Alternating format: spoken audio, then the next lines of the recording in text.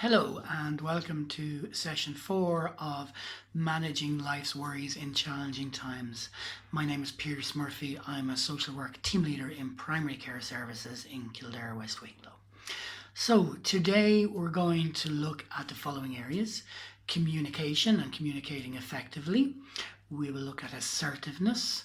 We will look at life changes and reviewing our life changes. Today or now might be a good time to review all that for us. And we look at some life aims and records, daily record sheets and leisure activities. So there's quite a lot of forums in today's pack, and for those of you that have signed up to this program with our service, I will be able to send you out these handouts.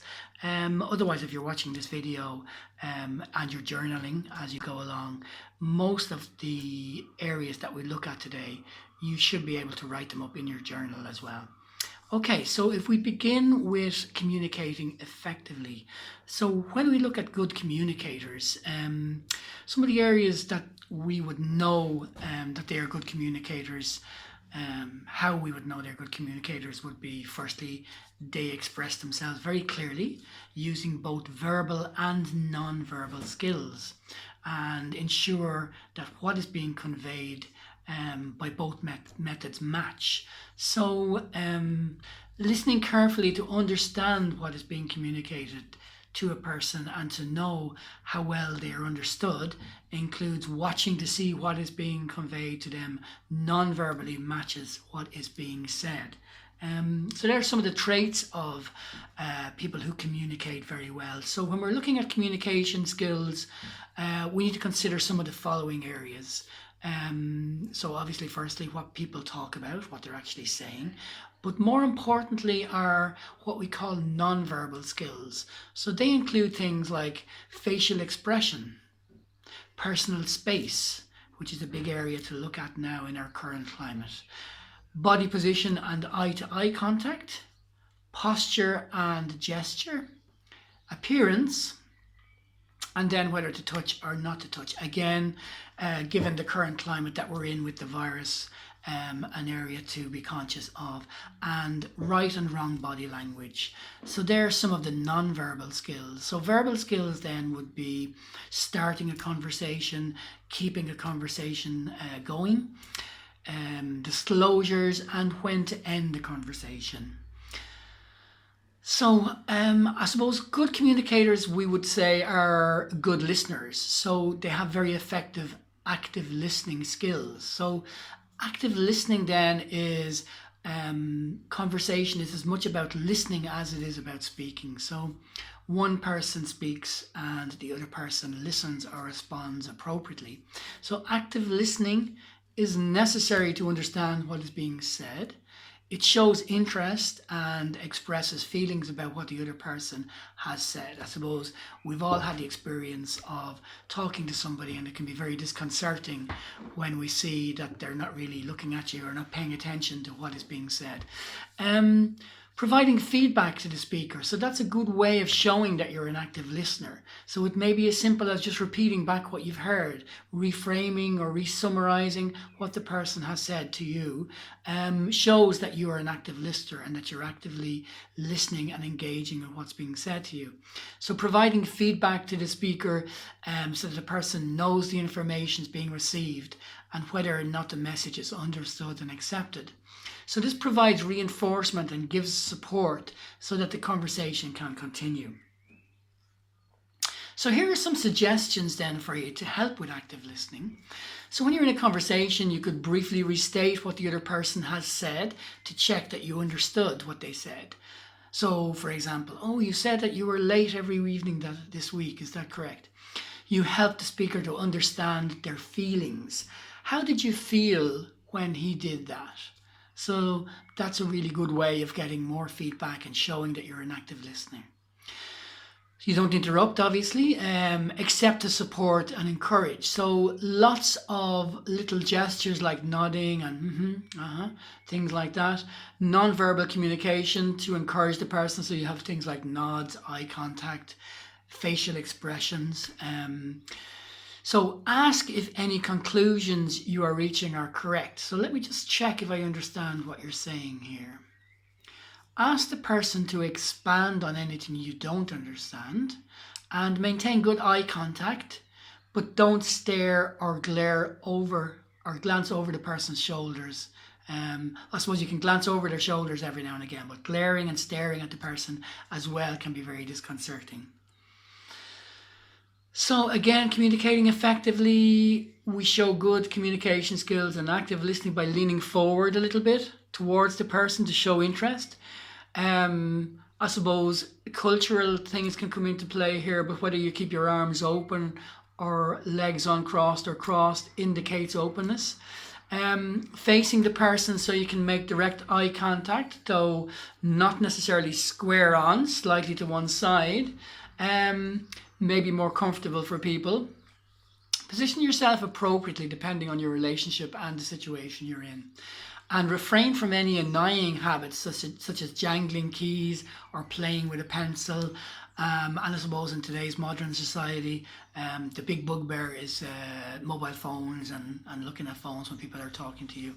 So ask open questions to support and help the person continue with their story. Don't jump in and finish a sentence, so that can be quite annoying for people as well. Jump to conclusions, don't do that, or be judgmental.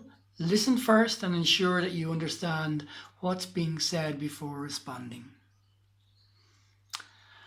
Okay, so there is a form here that I'm not going to go through with you, but for those of you signed up to the program, I can send it out to you or facilitate you getting it, it's a self-assessment form for communication. So you have general and verbal, and it's a yes/no tick box. So it will help you to find areas where you might be able to improve on in your communication styles. Okay. So we'll move on to assertiveness then. So what is assertiveness? It's based on an acceptance of personal responsibility combined with an awareness of the rights of other people. So in other words, assertiveness is being able to be honest with yourself and others, to say directly what you want, to ask for help when it's needed, to express your opinions and ideas in an open and honest manner, to say no when you feel justified, so it's okay to say no, to give and receive compliments without embarrassment, to express both positive and negative feelings, and to take responsibility for your own actions without blaming other people. Okay, so assertiveness then is being able to negotiate and reach workable compromises where conflict exists. It's being able to start and finish conversations on your own initiative. It's being able to respect yourself as equal to other people with equal rights and needs, and to feel in control of your life. So control is a key to everything in relation to anxiety and having control. Having self-respect and respect for other people. So they're all valuable traits to have in relation to assertiveness. So what it's not then, okay? Assertiveness is not getting your own way at a cost to other people. It's not about winning. It's not about manipulating others to get your own way. It's not about bullying other people into doing something they don't agree with or don't want to do. It's not about being aggressive, either verbally or physically. It's not about making sarcastic remarks or innuendos or indicating hidden messages about something you don't want to state directly. It's not about emotionally blackmailing people into doing something, and it's not about giving way to other people to please or placate, or it's not about controlling other people. It's not about humiliating or making other people look or feel small. Okay, so when we're looking at assertiveness then and the styles of communication and how they link together with behaviors, we could say that there are basically three different styles. The first style would be what we would call submissive or passive styles. So they're generally people who behave in a submissive style to show lack of respect for themselves by denying their own needs and failing to express their honest feelings and opinions. So if you're submissive, you usually seek to avoid conflict. You seek the approval of others. You avoid responsibility. And this is often justified by being thought of as, oh, he's really nice, or she's very nice, or easy to get along with, or selfless and self-sacrificing. However, there is a price to be paid for this if it's carried on for long enough in terms of your style of behavior in your lifestyle. The price then might be that you have a lack of control in your life. You may be led by others rather than living your own life. Life can become empty and meaningless for you after a long time. You may be pitied by other people, or you may also become irritated and find it wearing over a period of time.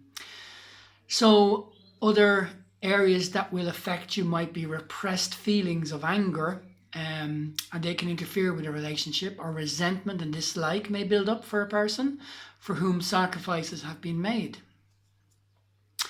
So the assertive style then is when we come into the middle, and assertive behavior can be outlined as follows. So it enables you to communicate clearly, you like yourself more, you foster good relationships, you encourage intimacy, you reduce fear and anxiety in your life, you live your own life, you stand up for your rights, you build feelings of self-worth, you control your life, and you mostly get what you want when you have an assertive style. The third area then would be what we would call aggressive styles of behavior. So an aggressive style is used by people who think their needs and opinions and feelings are more important than those of people around them. So if you're inclined to an aggressive style, then you tend to feel that your needs and opinions must have priority. You ignore other people's needs and feelings. You're frequently loud and interrupt others, and you're sarcastic and rude. You tend to dominate groups and family members, and you feel that only your opinion or view is important. So in the short term, the gains or benefits may be that you get your needs met, absolutely. You control your own life, and you control the lives of others. However, in the longer term, the price paid for this includes provoking aggression from other people, feeling guilty, becoming alienated from other people, making many enemies, lacking true friendships, feeling vulnerable, threatened and fearful, undermining friendships and relationships, and in the long run, a fear of losing control. So there is a form, again, this is another form, but again, you could write this up in your journal, which I call a being assertive form. So if you were describing behaviors in the following ways, you might put, firstly, describe a behavior to be changed in a non-judgmental way. So you might identify a behavior you want to change. Secondly, you can state how you feel or felt about the behavior. Thirdly, you can explain what effect the behavior has had on you. And then fourthly, you can state the behavior you want. And fifthly, what are you willing to negotiate and compromise on? Okay. Being assertive is not easy to put into practice. So difficulties that you may encounter would be as follows. Maybe overcoming cultural and gender behaviors. Maybe having to face some conflict. Allowing yourself to be vulnerable and take risks. You may need to reappraise your basic values of peace at any price, which would be submissive, or getting your own way at any price, which would be aggressive. So developing new ways of communicating and relating. So not always being 100% certain of getting all that you want. In terms of body language then, so this is kind of where it would be linked with communication styles now, and awareness of body language is important in being assertive. So again, similar to what we've already discussed in terms of communicating,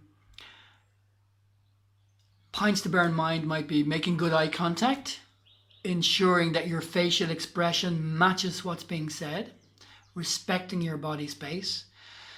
So in other words, don't smile if you feel angry, and then watching your tone of voice. So too loud can be felt aggressive, and too soft, passive. Keeping calm and assertive, and then avoiding sarcastic tones. Talk to people on an equal physical level. Don't stand over people if they're sitting down, and ensure as far as possible that both head levels are at the same level.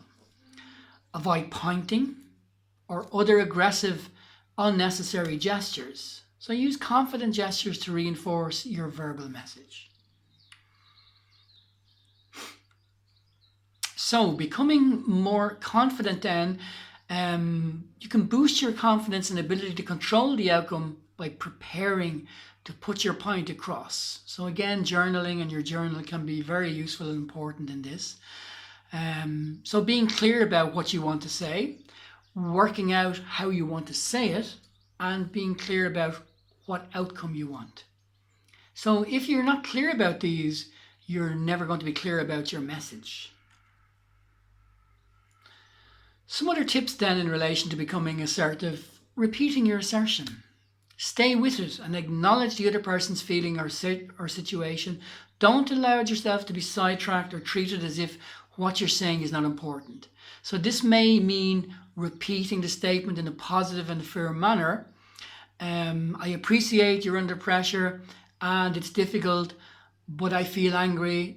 So it's almost like you're a record, just repeating the same thing to get across your point. So the resolution then, once you've communicated your message, it may be accepted, rejected, or an alternative arrived at, which better meets the needs of both parties.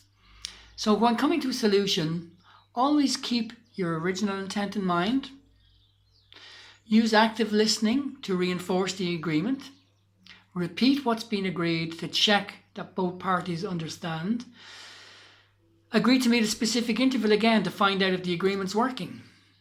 And thank the other person for their consideration. This fosters a good relationship by enabling the person to feel good. Remember that at all times being assertive is not about winning. Both parties should feel good that their needs are being met. Okay, so life changes then. I do have a handout on life changes and the different stages of adulthood. And I can facilitate people to look at that. If they contact me through the program, I can send that on to them. I suppose some interesting things maybe to look at would be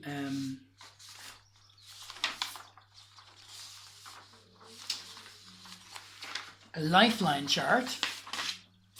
So this is something that you can do in your journal as well. It's not necessary to get the handout. So basically a Lifeline chart is where you just draw a line across, and from 0 up to your age, you can mark in different points in your life and important stages or important things that would have happened through your life. So it could be a good time now to reflect on your life and write in different things that may have happened in your life, and they can trigger things for you to look at in terms of changes you want to make, and how anxiety might have become a difficulty at certain stages in your life.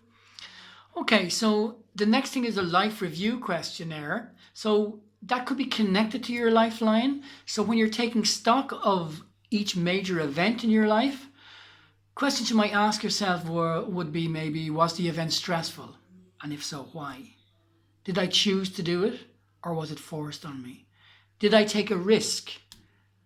Did it result in me having a belief such as nothing ever works out, or how realistic is that belief? Was I led into the event? Have I done things I wanted to do, and if I haven't, why not? Or was what I did in conflict or in harmony with my personal values? So your personal values are related to what we call your core beliefs and your core values and what you really believe in life. So what does this tell me or you about your life?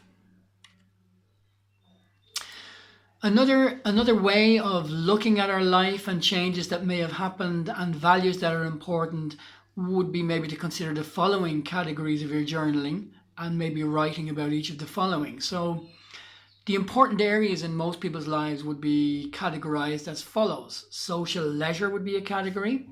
Spiritual would be another category. Physical, another one. Mental, work, financial, and personal. So if you were to put those headings and write about those in your journal, it would be very helpful in you reflecting on your life and on your aims. Okay. So that's basically everything for today. As I said, those of you who have contacted us and enlisted in the program, I can facilitate sending out the handouts from today's session. Those of you who've come across this video, I would recommend that you use a journal to try and write up some of the areas that might be helpful from this session. And thank you. I'll see you in the next session.